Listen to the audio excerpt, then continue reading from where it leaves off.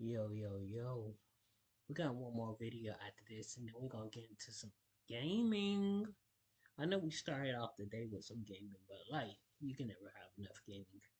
Anyways, let's get right into it. Yeah. On April 15th, Lost Records Bloom and Rage Tape 2 will drop and will be taken back to Velvet Cove to experience the rest of Swan, Kat, Nora, and Autumn's journey. One of the best things about this two-part release is that it's allowed fans to speculate and theorize about what might be next for these four teenage girls in the summer of '95 and their adult counterparts in 2022. The game might start off slow, but by the end, Oh, this is before. Let's watch this. I can just After imagine finishing how long tape 1 of Lost Records Bloom and Rage, one burning question we all have is, what's in this box? But more importantly, who sent it? It seems whoever did knew the girls and their band Bloom and Rage. In this video, I'm going to theorize on who possibly sent this and how I think tape 2 will go down. With that being said, please be warned that I will be spoiling all of tape 1 for Lost. Yo, what?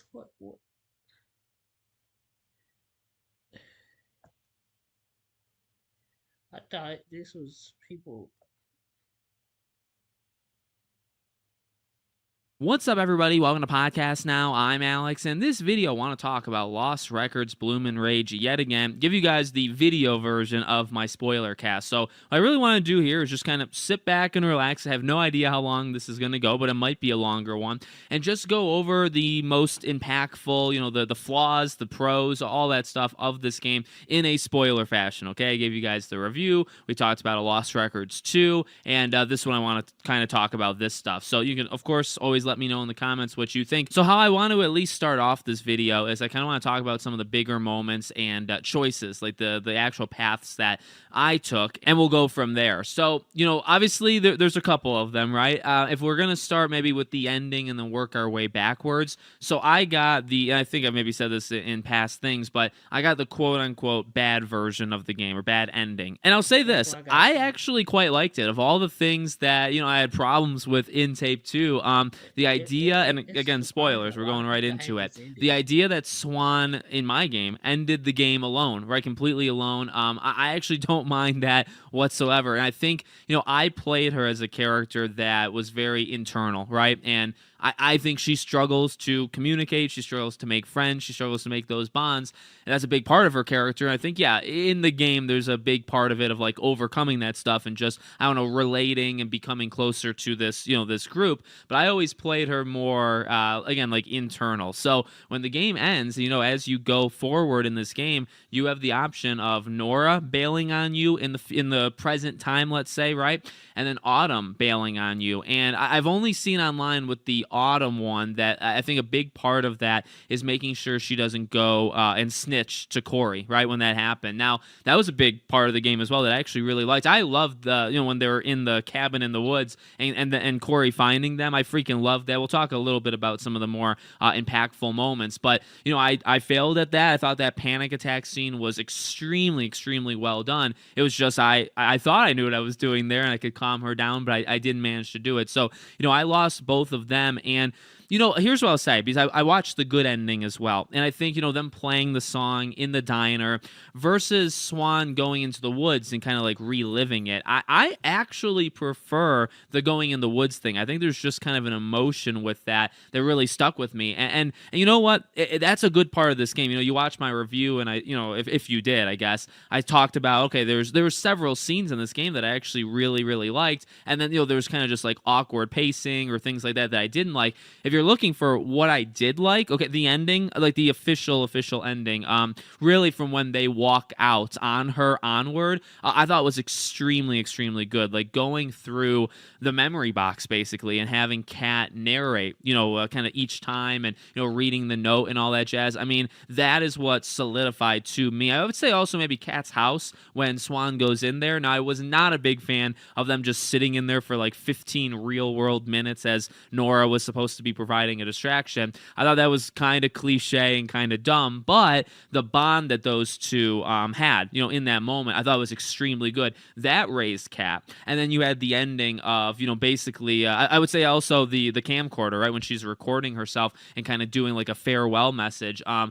thought that was so, that was powerful, and that really again solidified. Okay, Kat's a great character, because Kat to me was very uneven going into this tape, and you feel bad for her, and the situation that she was in with terminal cancer, right? Not ideal, but the game, I think tape 2 really sold me on, okay, this is a character with a bit more depth. I think maybe it's also how it just kind of played out overall, where Corey kind of became more like engrossed, not even really engrossed, it's more like he kind of got possessed by the Abyss, at least in my version. And I think that took off some of the weight of Kat, because Kat was just, in the second half of tape 1, she was just kind of weird, because she was kind of getting possessed or kind of having that mean streak, and she definitely did as well at times in tape 2, but I felt she was more human, honestly. She was more relatable, and I really, appreciated that. So, again, in terms of those big moments, the ending itself I thought was extremely good, like hearing that music. There was a couple scenes at the very end. See, I'm not a big fan of when they were like dancing, when they were all like trippy, like out of their minds type thing. I feel like that scene went on actually for way too long, but there was a couple scenes directly after that, like the last 15-20 minutes of the game, where it was just long. It was like 3, 4, 5-minute cutscenes, and the music I think really helped carry a lot of those. And I don't know, those scenes are some of my favorites in the entire game, towards the very end. Obviously the very, very ending of her going to the Abyss, that is the part where I would say, okay, like, because I think the Abyss is very cool, and I think the potential of what you can do with it going forward is also very cool. I just need a little bit of an explanation of like what kind of powers that this thing actually has and how it really works. And I think that's definitely, something that they can do in future games or whatever. But, that ending definitely, got me, where it's like, oh, shoot, that was the big twist. So we talked about that in the review as well. I was kind of waiting for something, I guess, like that. And, I don't know if I would have said, okay, I want at the very, very end of this game to set up the next game, or to even just kind of have that cliffhanger type moment. Don't know if I would have preferred that one, but I was waiting for something like that because, okay, well, on the other side of things, like, when they're on the edge of the Abyss with Corey and Dylan and all that stuff, I think what they did with Corey and Dylan throughout the entire tape 2 was very, very good, okay? I started to really, not really relate, I guess, but I started like really like understand Dylan and say, okay, this is not even misunderstood, but like this is a character that a lot's going on. You know what she's dealing with her sister. She has that moment with you. I actually think Swan going to apologize to her at the diner and them kind of talking it out. Now, again, there's different ways these things play out, but in my playthrough I thought that was pretty emotional, or pretty like legit. And then Corey kind of comes in to ruin it, kind of as he always does. So this game, I think, or tape 2 really built up specifically Dylan, and then Corey kind of just loses it, right? Like I actually had said, I think in tape 1, that maybe this is a more complex character than we think, and I almost want to give him the benefit of the doubt. But it's very clear that something happened in that moment, that the 4 girls towards the end of tape 1, when they were kind of like picking on him or standing up to him. Actually, it was more standing up to him, right? I think there was complexity to him. I think there was something where it's like he was just trying to do what he believed was right, and he was in a sense trying to look out for Kat, but he lost himself. He lost himself, but also some sort of transferring ability with the Abyss, right, which was kind of planted at the end of tape 1. And then tape 2, he just freaking loses it. It is impossible to root for the guy now, right? It's actually honestly almost impossible to even see it from his side and say, okay, well, he's just misunderstood. No. He might have originally been, or there might have been a little bit more complexity to him, but he lost all of that as he started to go literally freaking insane. I mean, like the insults I think were cranked up a notch, and when he puts on that mask, which by the way, all 4 of those masks were freaking great, but when he's putting on that mask and he's like riding through the freaking woods, now there's a lot of camera, I think, issues in this game. A lot of scenes where there's just shots and then it'll swap to a new scene, and it seems poorly done. I think I said this. You might see a video with me and a special guest in a day or two. There's a couple times, whether it's by the Abyss or whether maybe it is that motorcycle situation, there's a couple times where it's like, it's almost like they're missing a scene. Like it goes from like a scene transition and you feel like, oh, well, that's a weird time to do that. And just some of the camera angles I thought were kind of all over the place. They played with camera angles, I think, to show when the Abyss was almost like corrupting them. You could see that with Corey. Like a lot of times Corey would talk, the camera would be kind of very close to his face and jump around ground a few times, but a lot of that time just felt very jarring. Like it didn't feel right. Like I get what they were going for, but the guy lost it. I mean, the guy went completely insane. Now, I will say this though, okay, to not to be on his side, but to really, and this is why I felt like okay with Swan and how she played out her game. You know, Kat, and I will say, like, they did a better job with Kat, and she was still kind of insane, you know, at times, and kind of pushing it, but, you know, they made her at least a little bit more relatable, or you could kind of see what she was going through. Like burning stuff down and releasing the animals and all that stuff. Like there was, you know, Autumn really pushed back to a lot of that stuff. And it was hard for me as Swan, anytime I was kind of given the ability to either go with it or kind of fight back against it, I always chose to fight back against it. And maybe that's a personal, I'm not judging you, you know, it's a video game, so you can literally choose whatever you want. I don't care too much. But there were some very questionable decisions that these four girls, in any lifetime, you know, I have a daughter, right? And it's like, if my daughter were to pull these kind of pranks, she'd be grounded for the rest of her life. These parents, I think, are just the absolute worst, right? They don't pay attention. They don't actually discipline. These are people that are burning things to the ground. These are people that are vandalizing. These people that are breaking in, like all sorts of different crimes. And look, being a teenager, but at the same time, I don't think being a teenager means you need to burn things down and all that jazz. So, you know, some of that, you know, just kind of jumped for me, where it's like, I feel like it was almost shock value. Like I get that it was coming from the angle of Kat. You know, look, she didn't have a long time left to live, and she was doing what she felt she needed to do and get back at the people and all that jazz. But you know, you keep pushing it, and even back in tape 1, where it's like anytime there was like a direct attack, even towards Corey, it's like I always kind of pulled back. I think insults and then physical violence, I think those are actually different, you know, levels. So even I stabbed Corey, like as Swan in the cabin. Now I felt like that was just right in the moment, where it's like, okay, this is a guy at this point who's lost it. This is a guy that I mean, I get it that we have definitely insulted him and hurt him with our actions over the last like half an hour, but that was like the big bad wolf, you know, with like breaking into. Now I guess we opened the door for him, but that was a pretty impactful scene. You know, I thought that was actually one of the better ones, and to find out Autumn, you know, again, like, because that doesn't need to happen, so yeah, I guess that kind of depends on which playthrough that you were doing. But you know, Autumn letting him in, or letting him into the situation, right, that there might be something happening, that actually did. That was probably like one of the biggest shocking moments, you know, of the entire game to me, where it's like, oh man, we had a traitor in our midst. But I thought that was a great scene. That was really, you know, them kind of coming together. Now again, like, I don't know, just some of the jumps between like defending themselves against Corey and then running from him again, and just how he always felt so far freaking behind, you know, from them, and that entire chase, that was kind of silly. Getting to the abyss and him being right on the freaking edge of falling in, I thought that was kind of silly. Like, you clearly know what was going to happen, but they kind of played it off like, oh, well, you don't actually know. Well, you do. You do know how it's going to go. And now in my playthrough, you know, I mentioned again the big decision. I've gone so far away from the general talking points I wanted, but you know, ending, I ended out alone, and again, I think that actually fits for my, you know, perceived, you know, notion of Swan and these characters. I actually found that to be fine, because now I didn't know, you know, in the moment, that there's a variety of different ways that the abyss scene could play out, right? You can see that, you know, in the stats kind of at the end. So for me, it was the struggle. They were fighting each other and they both fell in. Now I watched what was considered, you know, the good ending of them playing in the bar at the end, but then also I guess the quote-unquote good ending with Kat. And I gotta say, I actually don't like that one at all. I actually think that her falling in, like, you know, was it probably her plan all along to kind of give herself into the abyss? Yes, and I think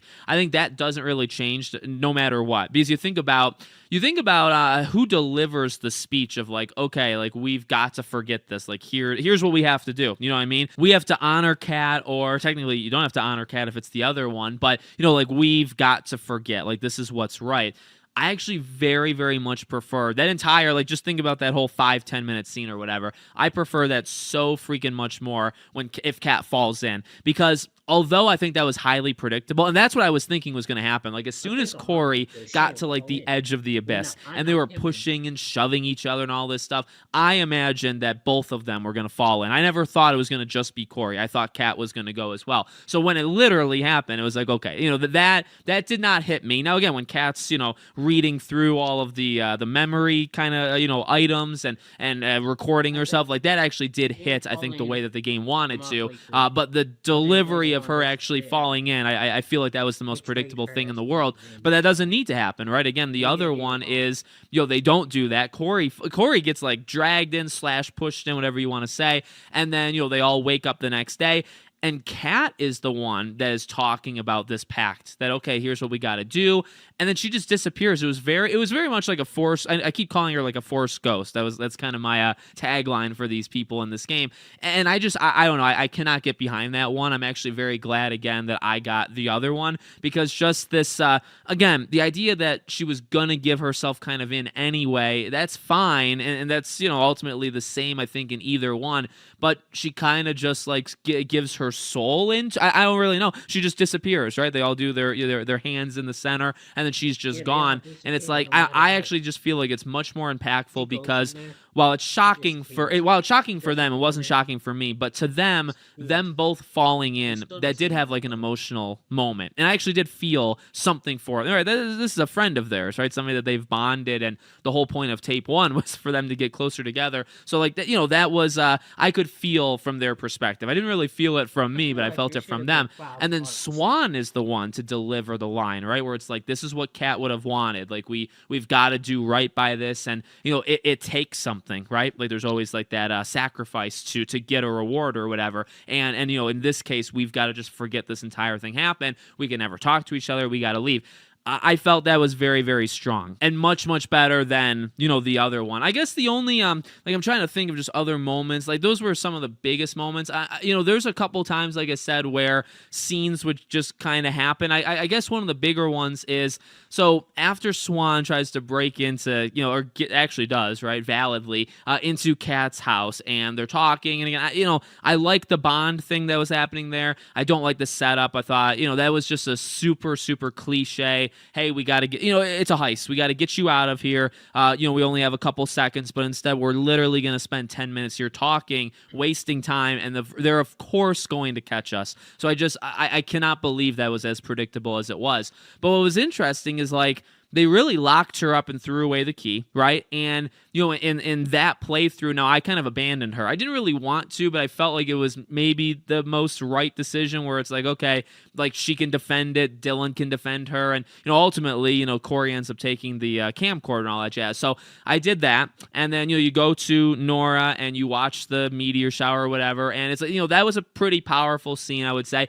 But, like, right after that, because you have to think, like, they got together, and, like, in my game at least, everybody kind of bails. Like, Kat is literally under house arrest, and Autumn just literally says, okay, I've had enough, like, I need to go. And yet I believe the next scene, after Nora and Swan are watching, you know, their feet dangling, after that scene, they're all together again, where they all contacted each other to, like, meet up to do this, like, one last thing. And it's like, well, you were just all separate. Like, how did Kat even get out of house arrest? Why is Autumn back? Like, that actually makes no sense to me. Maybe I'm missing something, but to me, and that's an example, okay, if you're looking for, okay, well, you keep saying, you know, these kind of like jarring transitions, that was a really weird one, because after the shower and after, you know, you kind of fail to get Kat out of there, you think, all right, well, we're kind of just done. Like, I didn't even know at the time, like, obviously something needed to happen, but, you know, I guess the situation right after was, we're just going to literally ruin Kat's family's business, and so they all get back together, even though Autumn completely bailed on me, and yet she's back. So she's going to participate in these criminal acts, by the way, and Kat somehow has escaped and is like, even though she couldn't do it just 5 seconds before. So that was super, super strange. Now, I do, you know, the idea of this vandalism and all this stuff that happens, quite powerful. You know, again, like how mad that makes Corey and kind of pushes him over the edge, and, you know, the chase through the forest and stuff, like, at times I thought was pretty impactful, like, felt pretty strong. At other times, again, just because I feel like of certain camera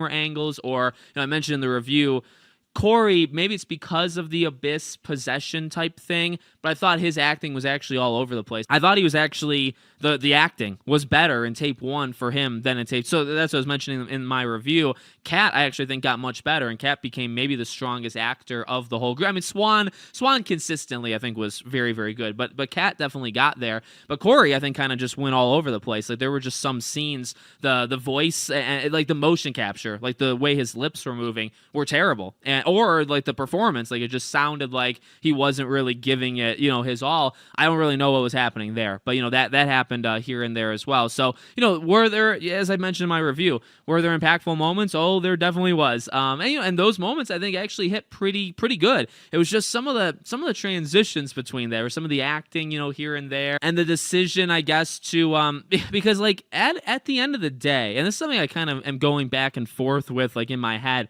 if like the entire game is this coming of age thing for Swan, and this also like bonding thing between these 4 girls. They're telling this story in one night, right, at the diner, and just trying to like remember what happened in that summer. And there is some mystery that starts to like how do they actually get the box? And they say it's Dylan, but I don't even know if that's possible. The items in the box, a lot of those things are literally impossible to have been put in that box. So again, like how could that have been Dylan when some of those items were lost to time, time and space? So that was definitely, there's a mystery element there, and I really do like that. But at the end of the day, the whole game wasn't really all that complex until they kind of made it where it's like, okay, well, there's all of these questions now all of a sudden. The whole game, a lot of the stuff you see coming, nothing really surprises you. And then when there are a couple elements that are interesting, the game goes the entire time, throws those things at you kind of right towards the end, and then they don't answer any of them. So you're left with like, okay, well, what even kind of game was that? So I get, that's why I always say, kind of conflicted feelings about the entire game. Like it's deep at times. It's also not really deep at other times. But overall, I mean, as I said in the review, like I do like it. Like I like this game more than I dislike this. So overall, a net positive, for me. We'll see where they take it, in future games. We'll be talking about that in future videos as well. So let me know what you guys think in the comments. Make sure, as always, you're subscribed to the channel, bell icon turned on, and I hope to see you all on the next one. Interesting. Let's see what that is. We're gonna get out of here. I'm gonna see y'all in a minute. We'll be right back.